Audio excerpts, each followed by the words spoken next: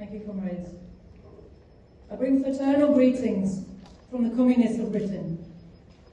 We are most enthused to see the vital role being played by your party all over South Korea at the heart of your people's ongoing struggle for national liberation.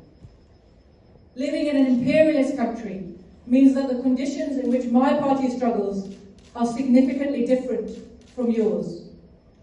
But we share with you the pressing need to free our people from the rapacious demands of finance capital, which plunders the globe and immiserates the masses everywhere. In Britain, workers are shocked to find that the privileged position they had enjoyed since 1945, the higher wages, the social safety net, secure housing, free healthcare, education, pensions, and much more, is all disappearing.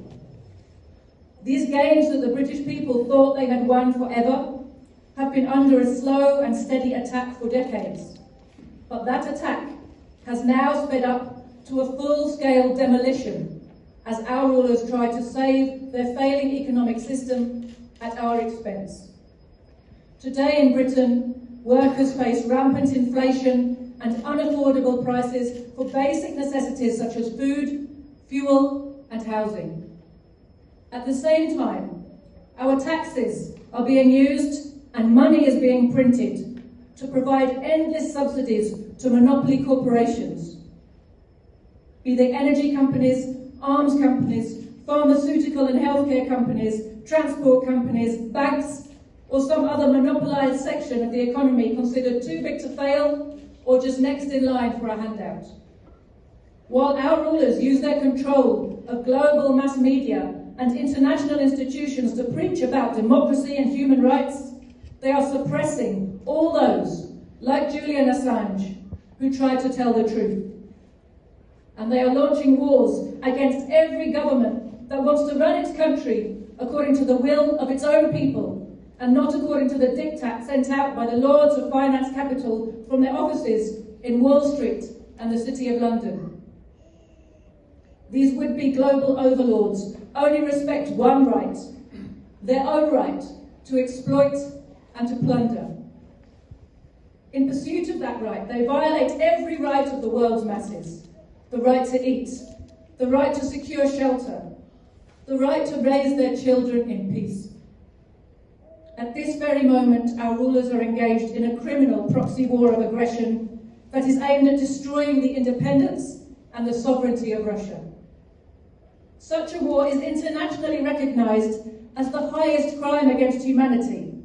Yet under the banner of defending democracy, the imperialists are funding fascists, silencing all opposition, and using the Ukrainian people as cannon fodder in their attempt to impose their will and open up the Russian territory to their corporate looting. My own government has admitted to sending depleted uranium rounds to Ukraine, weapons that will not only destroy tanks and soldiers, but will poison the land, the air and the water and blight the lives of generations to come. This plan for proxy war and destruction is also what they are preparing for China and for Korea. The people of your own country are one of many populations that the imperialists are trying to groom to become another of their proxy armies. They want to use Koreans against Koreans in order to maintain their control over your country, over its resources, and especially over its important geostrategic location. Comrades, the present may seem dark. The forces ranged against us may seem overwhelming, but there is a bright future awaiting us on the other side of the coming battles. Because while our determination to resist is growing ever stronger, our enemies have a weakness that is eating them from the inside.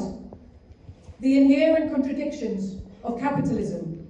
Contradictions that are driving the development of the forces that will destroy their system and bring down their rule. We, the conscious element of those forces, must do everything in our power to make sure that the end of this parasitic system comes sooner rather than later. Humanity demands this of us. Internationally, the forces of a new world order are coming together. The world's people have had enough.